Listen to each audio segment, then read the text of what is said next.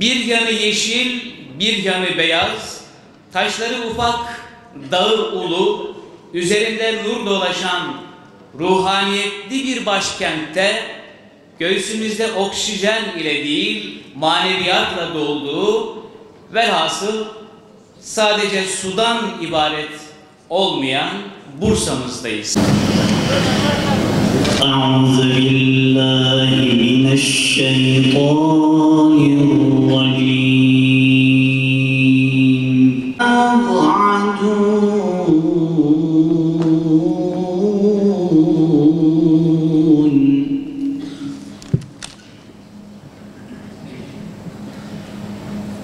لا يسمعون حسيسها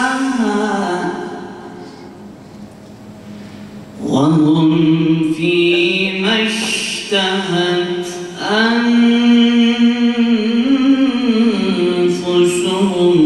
خالدون.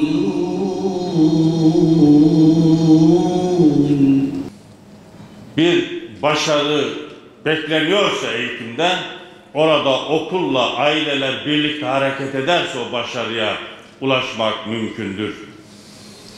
Ayrıca sözlerimin hemen başında Ramazanınızı tebrik ediyorum. Bütün alem İslam'a mübarek olsun. İnşallah bütün kardeşlerimizi tamamına erdirsin. Bütün İslam ülkeleri için, yeryüzündeki Müslümanlar için mübarek olsun. Değerli kardeşlerim, İmam Hatiplerin önder ve BİHMED'in başkanlarını da ayrıca hem tebrik ediyor hem selamlıyor bu programı da düzenledikleri için. İmam Hatiplerin tarihi aslında değerli kardeşlerim bir başarının tarihidir. Ben önderdeki kardeşlerimize, önder başkanımıza da buradan söylüyorum. İmam Hatiplerin tarihçesini, 100 yıla varan tarihçesini biraz detaylı bir biçimde internet sitelerinde anlatsınlar. İnternet sitesinde oldukça zayıf. Çünkü bunun tarihi yararı sağlar. Onun için zinhar ben acaba ne yapacağım ki okula gidip demeyin. Çevrenize de söyleyin. Gitsinler, sırf orada bulunmaları, soru sormaları, takip ettiklerini göstermeleri, çocuklarıyla ilgilendiklerini çocuklarına ve okula göstermeleri yeterlidir. Sizin orada bulunmuş olmanız yeterli. Ayrıca bir şey yapmanız gerekmiyor. O bakımdan değerli kardeşlerim, her çocuk ve onun zihni ayrı bir dünyadır. O dünyaya inşallah hep birlikte olumlu katkıda bulunalım diyorum. İnşallah buraya Bursa dışından gelen misafirlerimiz buradan dönüşlerinde giderken bu toplantılardan kendilerine düşenleri iyi bir şekilde alarak bundan sonraki süreçte okul idarecileriyle daha verimli eğitime destek olacakları inancıyla hepinize sevgi ve saygılar sunuyorum. Allah'a emanet olun. Çünkü o okulun sahipleri, o okula çocuklarını gönderen veliler.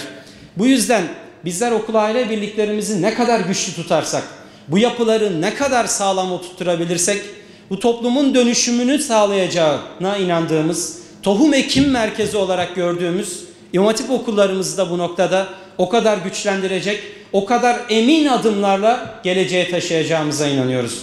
Bu sebeple bugün Anadolu'nun farklı noktalarından gelen ve taşın altına elini koyan, ben de çocuğumun eğitiminde söz sahibi olmak istiyorum, ben de bu eğitimin bir parçasıyım, bunlar bizim evlatlarımız diyen ve başlık olarak görüyorum. Çünkü anne babanın alternatifi değil, baba da annenin alternatifi değildir. Onlar birbirinin mütemmim cüzleridir. İkisinin bir arada olması halinde biz iyi bir evladın yetişeceğine, toprağa atılan tohumun filizleneceğine inanıyoruz. Bu noktada babaları da biz okul aile birliği sürecinde izlemek istiyorum.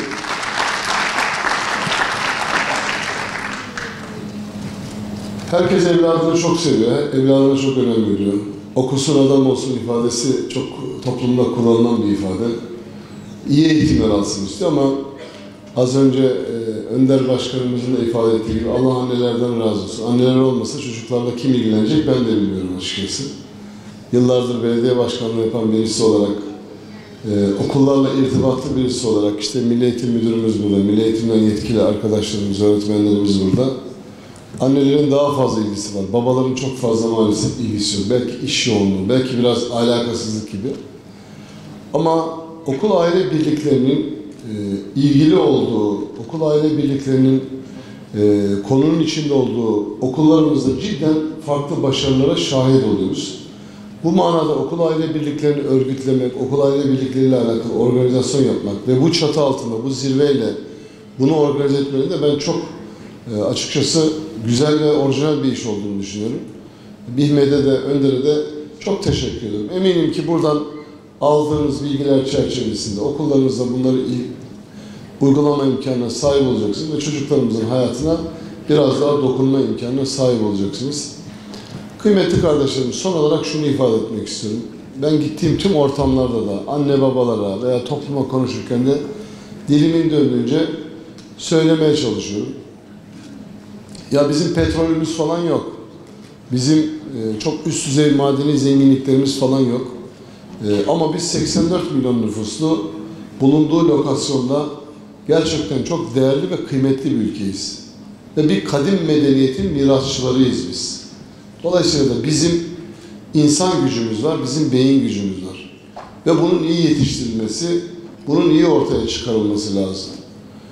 Ve bu noktada hem okul aile birliklerimizin hem de eğitim kurumundaki hizmet veren öğretmenlerimizin, eğitimcilerimizin destekleri ve katkıları çok ama çok önemli. Bu yüzden de her bir anne ve babaya ayrı ayrı görevler düşüyor. Evet, bu toplumun ihtiyacı var ama imanlı, inançlı nesiller yetiştirilmesi gerekiyor. Bu noktada Önder yıllardır gerçekten büyük bir hizmet ve gayret içerisinde. Ben de mezun olmaktan büyük bir gurur duydum. Anne babalar olarak, iş adamları olarak, kurum yöneticileri olarak, siyasetçiler olarak el birliğiyle hareket edip daha güzel yarınları hep beraber hazırlamalıyız diyorum. Çok kıymetli bir toplantı olarak addediyorum açıkçası. Çünkü çıkan konuşmacıların bir kısmı ifade ettiler. Eğitimin aile, okul ve sosyal çevre birlikteliğinde tamamlandığını ve iyi bir eğitim süreci olduğunu ifade ettiler. Okul aile birlikleri bir farkındalık oluşmuş Önder tarafından ve tahmin ediyorum bu bir ilham kaynağı olacak diye düşünüyorum. Diğer okullarımız için de.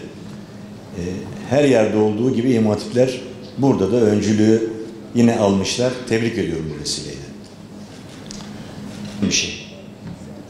Eğer biz bu bir yılı adalet ve merhamet teması üzerinden bütün Türkiye satına yayacak olursak gerçekten hem ecdadımıza yaraşır bir iş yapmış oluruz hem de gelecek nesillere işin merhamet boyutu konusunda birazcık daha yüklemede bulunuruz. Çünkü dünyada iki tür medeniyet var bana göre. Medeniyetin birisi yıkmak, yakmak, öldürmek, katletmek, işgal etmek üzerine kurulu bir medeniyet. Batı medeniyeti bu.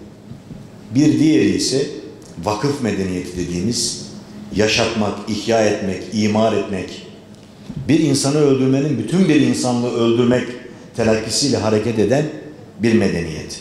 İşte o medeniyetin temsilcisi bu millet. Bu medeniyetin temsil sütunlarından, ana sütunlarından bir tanesi de bana sorarsanız İmam Hatipler. Dolayısıyla İmam Hatipler bu ülkede merhamet medeniyetinin yükselmesi ve yücelmesi için şimdiye kadar çok büyük katkı sundular. Bundan sonra da inşallah bu anlamda katkıları devam edecek. Zaten emin olun ki önümüzdeki süreç bizim sürecimizdir. Yeter ki bu hasletlerimizden, bu değerlerimizden ödün vermeyelim. Kirli propagandalara teslim olmayalım.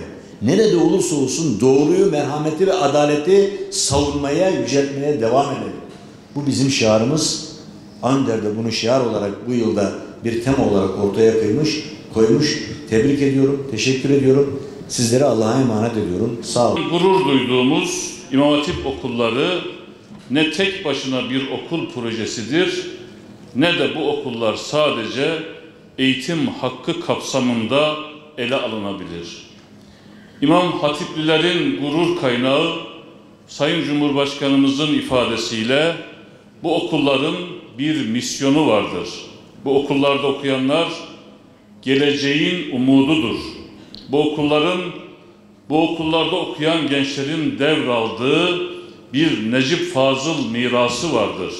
Bu okullar milletin teveccühü ile yine milletin aziz gönlünde çimlenen ve çınara dönen okullardır. Kurulduğu günden bu yana her türlü engellemelere maruz kalmış ama her seferinde yeniden usanmadan gayretle yoluna devam etmiştir. İmam Hatipler bu aziz milletin hayırlarıyla, gayretleriyle, dualarıyla